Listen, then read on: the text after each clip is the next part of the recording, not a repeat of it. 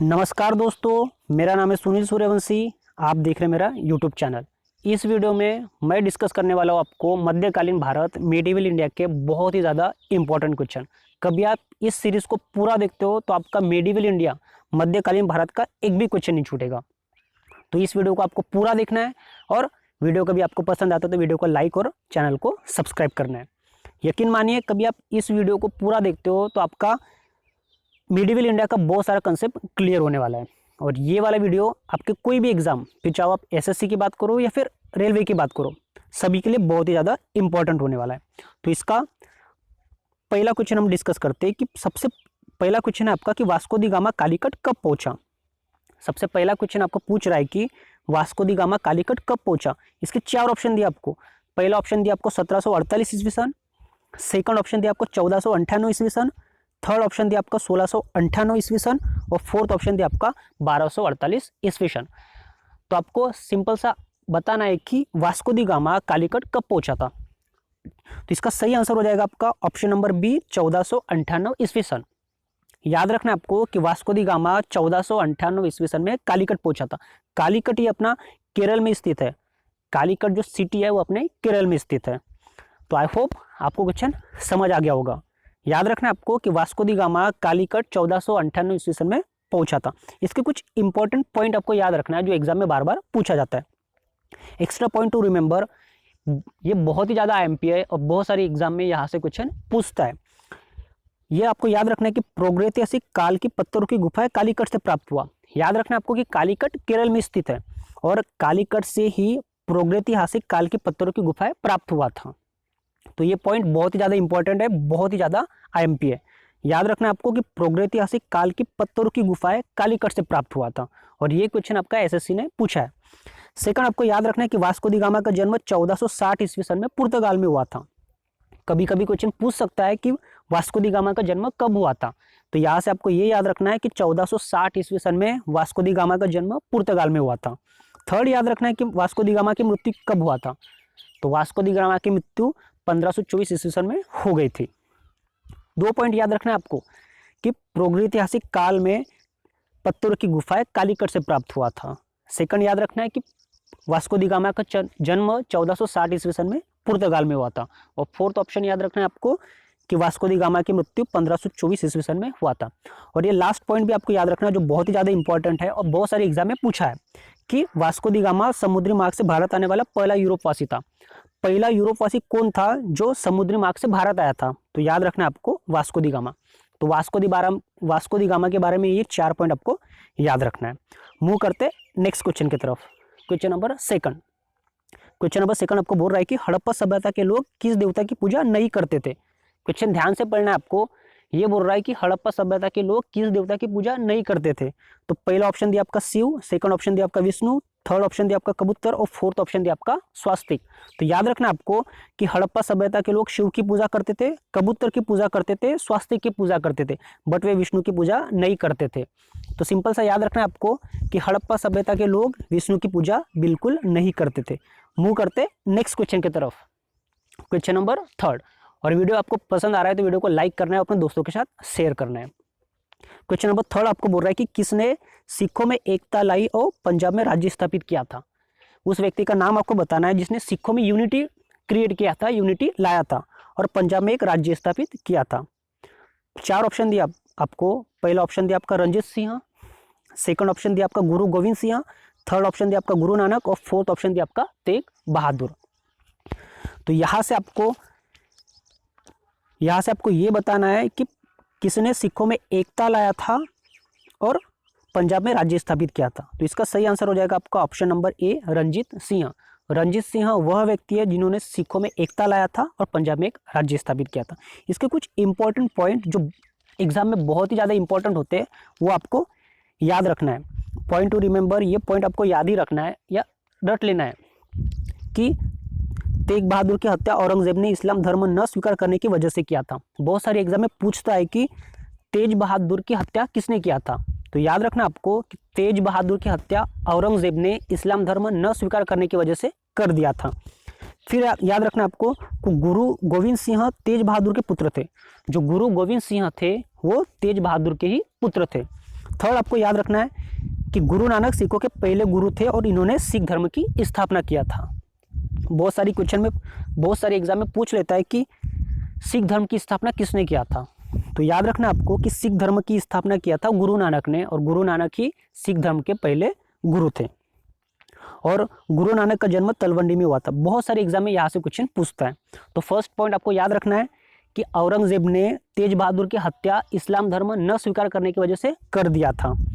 गुरु गोविंद सिंह तेज बहादुर के पुत्र थे और गुरु नानक ने सिख धर्म की स्थापना किए थे और वो सिख धर्म के पहले गुरु थे, और गुरु नानक का जन्म तलवंडी में हुआ था। ये सारा का सारा पॉइंट आपको याद रखना है। मूव करते नेक्स्ट क्वेश्चन की तरफ। क्वेश्चन नंबर 4, बहुत ही इंपॉर्टेंट क्वेश्चन। क्वेश्चन नंबर 4 आपको बोल रहा है कि खालसा पंथ की स्थापना 1699 ईस्वी सन में किसने किया था। तो पहला पॉइंट तो आपको ये याद रखना है, और एसएससी ने बहुत बार पूछा है कि खालसा पंथ की स्थापना कब हुआ था। तो याद रखना आपको खालसा पंथ की स्थापना 1699 ईस्वी सन में हुआ था। याद रखना आपको खालसा पंथ की स्थापना 1699 ईस्वी सन में हुआ था, पहला पॉइंट। दूसरा पॉइंट आपको याद रखना है कि खालसा पंथ की स्थापना किसने किया था। 4 ऑप्शन है आपका, गुरु गोविंद सिंह, गुरु नानक, गुरु तेज बहादुर और रंजीत सिंह। तो आपको बताना है कि खालसा पंथ की स्थापना 1699 ईस्वी सन में किसने किया था। तो इसका सही आंसर हो जाएगा आपका ऑप्शन नंबर ए, गुरु गोविंद सिंह। 2 पॉइंट याद रखना आपको कि खालसा पंथ की स्थापना 1699 ईस्वी सन में गुरु गोविंद सिंह ने किया था। इसको कुछ इंपॉर्टेंट पॉइंट आपको याद रखना है, extra point two remember. Point आपको याद रखना है कि गुरु गोविंद सिंह सिखों के 10वें और अंतिम गुरु थे। कभी कभी एग्जाम में पूछ लेता है कि सिखों के अंतिम गुरु कौन थे। तो याद रखना आपको गुरु गोविंद सिंह सिखों के 10वें और अंतिम गुरु थे। गुरु गोविंद सिंह सिखों के 10वें और अंतिम गुरु थे। गुरु गोविंद सिंह सिखों के अंतिम गुरु और 10वें गुरु 1676 ईस्वी सन में बने थे। छोटा सा पॉइंट याद रखना आपको कि गुरु गोविंद सिंह जो सिखों के 10वें और अंतिम गुरु थे वो 1676 ईस्वी सन में बने थे, और गुरु गोविंद सिंह का जन्म पटना बिहार में 1666 ईस्वी सन में हुआ था। तो गुरु गोविंद सिंह के बारे में 3 पॉइंट आपको याद रखना है। फर्स्ट पॉइंट आपको याद रखना है कि गुरु गोविंद सिंह सिखों के 10वें और अंतिम गुरु थे। गुरु गोविंद सिंह 1676 ईस्वी सन में सिखों के गुरु बने थे, और उनका जन्म पटना बिहार में 1666 ईस्वी सन में हुआ था। आई होप आपको समझ आ गया होगा, और बहुत ही ज़्यादा इम्पॉर्टेंट ये वीडियो होने वाला है आपको आपकी आने वाली एग्जाम के लिए। फिर चाहे आप रेलवे की तैयारी करो या फिर एसएससी की तैयारी करो। और वीडियो आपको पसंद आ रहा है तो वीडियो को लाइक करना है। मूव करते नेक्स्ट क्वेश्चन की तरफ। Question number 5। Question number 5 simple से आपको बोल रहा है कि लाहौर की संधि कब हुआ था। पहला ऑप्शन दिया आपका 1845, सेकंड ऑप्शन दिया आपका 1847, थर्ड ऑप्शन दिया आपका 1846 और फोर्थ ऑप्शन दिया आपका 1848। इसमें सिंपल सा याद रखना है आपको, रट लेना इस क्वेश्चन को कि लाहौर की संधि कब हुआ था। तो लाहौर की संधि हुआ था आपका सन 1846 ईस्वी सन में। आई होप आपको समझ आ गया होगा। इसमें सिंपल सा आपको याद रखना है कि लाहौर की संधि कब हुआ था। तो याद रखना आपको कि लाहौर की संधि 1846 ईस्वी सन में हुआ था। मूव करते हैं नेक्स्ट क्वेश्चन की तरफ। क्वेश्चन नंबर 6, बहुत ही ज़्यादा इंपॉर्टेंट क्वेश्चन।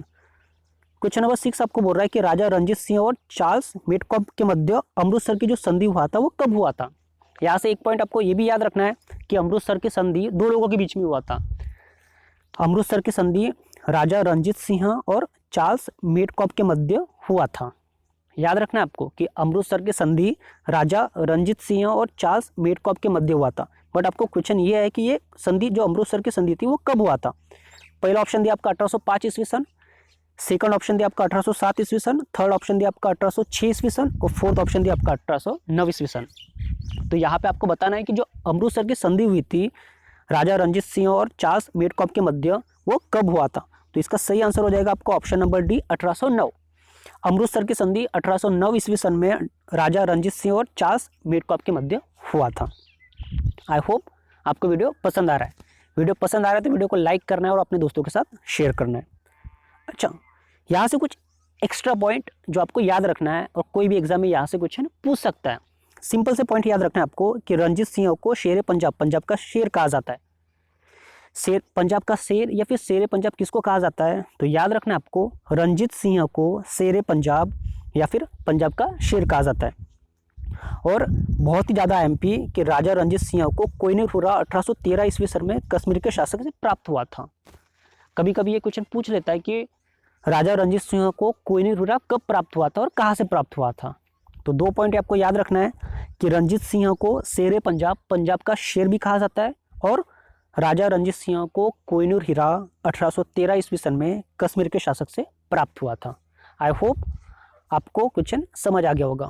मूव करते नेक्स्ट क्वेश्चन की तरफ। Question number 7। क्वेश्चन नंबर 7 आपको बोल रहा है कि प्रथम आंग्ल सिख युद्ध कब हुआ था। क्वेश्चन नंबर 7 आपको बोल रहा है कि प्रथम आंग्ल सिख युद्ध कब हुआ था। ऑप्शन दिया आपको 1842 से 1843, 1843 से 1844, 1845 से 1846, या फिर इनमें से कोई नहीं। सिंपल सा याद रखना है आपको, प्रथम आंग्ल सिख युद्ध कब हुआ था। तो इसका सही आंसर हो जाएगा आपका ऑप्शन नंबर सी, 1845 से 1846। तो याद रखना है आपको, प्रथम आंग्ल सिख युद्ध हुआ था 1845 से 1846 के मध्य। मूव करते नेक्स्ट क्वेश्चन की तरफ। Question number 8। क्वेश्चन नंबर 8 आपको बोल रहा है कि निम्न में से किसका मूल नाम निजाम खां था। क्वेश्चन नंबर 8 आपको बोल रहा है कि निम्न में से किसका मूल नाम निजाम खां था। तो 4 ऑप्शन दिया आपको। फर्स्ट ऑप्शन दिया आपका सुल्तान लोदी, सेकंड ऑप्शन दिया आपका बहलोल लोदी, थर्ड ऑप्शन दिया आपका इब्राहिम लोदी, और फोर्थ ऑप्शन दिया आपका सिकंदर लोदी। क्वेश्चन नंबर 8 आपको बोल रहा है कि निम्न में से किसका मूल नाम निजाम खां था। 4 ऑप्शन दिया। पहला ऑप्शन दिया आपका सुल्तान लोदी, सेकंड ऑप्शन दिया आपका बहलोल लोदी, थर्ड ऑप्शन दिया आपका इब्राहिम लोदी, और फोर्थ ऑप्शन दिया आपका सिकंदर लोदी। तो याद रखना आपको कि किसका मूल नाम निजाम खां था। याद रखना आपको कि किसका मूल नाम निजाम खां था। तो याद रखना आपको कि सिकंदर लोदी का मूल नाम क्या था, निजाम खां था। निजाम खां सिकंदर लोदी का मूल नाम था, ये आपको याद रखना है। मूव करते नेक्स्ट क्वेश्चन की तरफ। क्वेश्चन नंबर 9 बहुत ही ज़्यादा इंपॉर्टेंट क्वेश्चन। सिकंदर लोदी ने आगरा शहर की स्थापना कब किया था। बहुत ही इंपॉर्टेंट क्वेश्चन। यहाँ से 2 पॉइंट याद रखना आपको कि सिकंदर लोदी ने ही आगरा शहर की स्थापना किया था। बहुत सारे एग्जाम में पूछता है कि आगरा शहर की स्थापना किसने किया था, तो कंफ्यूज नहीं होना है आपको। याद रखना है कि सिकंदर लोदी ने आगरा शहर की स्थापना किया था। अच्छा, अपना क्वेश्चन ये है कि सिकंदर लोदी ने आगरा शहर की स्थापना कब किया था। फर्स्ट ऑप्शन है आपका 1504, सेकंड है 1509, थर्ड है 1508, और फोर्थ है 1510। तो आपको ये बताना है कि सिकंदर लोदी ने आगरा शहर की जो स्थापना किया था वो किस साल में किया था। तो इसका सही आंसर हो जाएगा आपका ऑप्शन नंबर ए, 1504 ईस्वी सन। सिकंदर लोदी ने ही आगरा शहर की स्थापना किया था, और आगरा शहर की स्थापना उन्होंने 1504 ईस्वी सन में किया था, ये आपको याद रखना है। मूव करते। अच्छा, यहाँ से कुछ इंपॉर्टेंट पॉइंट आपको याद रखना है जो आपके एग्जाम के लिए बहुत ही ज़्यादा IMP है। पहला पॉइंट याद रखना है आपको कि सिकंदर लोदी ने 1506 ईस्वी सन में आगरा को अपनी राजधानी बनाया था। याद रखना है कि सिकंदर लोदी ने 1506 ईस्वी सन में आगरा को अपनी राजधानी बनाया था, और सिकंदर लोदी की मृत्यु 1517 ईस्वी सन में आगरा में हुआ था। सिकंदर लोदी ने 1506 ईस्वी सन में आगरा को अपनी राजधानी बनाया, और सिकंदर लोदी की मृत्यु 1517 ईस्वी सन में हुआ था।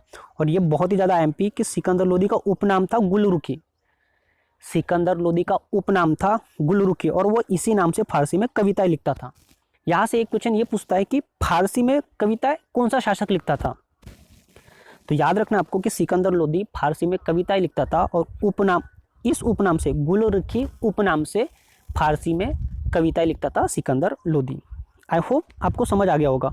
यहाँ पे आपको पूछा था कि सिकंदर लोदी ने आगरा शहर की स्थापना कब किया था, तो इसका सही आंसर था 1504 ईस्वी सन। और यहाँ से आपको याद रखना है कि 1504 ईस्वी सन में आगरा शहर की स्थापना किया था, और 1506 ईस्वी सन में आगरा को अपनी राजधानी बनाया, और सिकंदर लोदी की मृत्यु 1517 ईस्वी सन में हुआ था। और ये फारसी में कविताएं लिखते थे, किस उपनाम से, गुलरुखी उपनाम से। मूव करते नेक्स्ट क्वेश्चन की तरफ, और ये क्वेश्चन नंबर 10 हमारे वीडियो का लास्ट क्वेश्चन है। क्वेश्चन नंबर 10 आपको बोल रहा है कि भारत में 1612 ईस्वी सन में अंग्रेजों ने अपनी पहली फैक्ट्री कहाँ स्थापित किया था। बहुत ही सिंपल सा क्वेश्चन, बहुत ही इजी क्वेश्चन। ये आपको बोल रहा है कि भारत में 1612 ईस्वी सन में अंग्रेजों ने अपनी पहली फैक्ट्री कहाँ स्थापित किया था। ऑप्शन दिया आपका फर्स्ट गोवा में, सेकंड ऑप्शन हुगली में, थर्ड ऑप्शन आरकोट में, और फोर्थ ऑप्शन सूरत में। तो यहाँ पे आपको बताना है कि 1612 ईस्वी सन में भारत में अंग्रेजों ने अपनी पहली फैक्ट्री कहाँ स्थापित किया था। तो इसका सही आंसर हो जाएगा आपका ऑप्शन नंबर डी, सूरत में। भारत में 1612 ईस्वी सन में अंग्रेजों ने अपनी पहली फैक्ट्री सूरत में स्थापित किया था। तो ये आपको याद रखना है। और इसी के साथ हम इस वीडियो को एंड करते हैं, समाप्त करते हैं। कभी आपको वीडियो पसंद आ रहा है तो वीडियो को लाइक करना है और अपने दोस्तों के साथ शेयर करना है और चैनल को सब्सक्राइब करना बिल्कुल ना भूलें। धन्यवाद।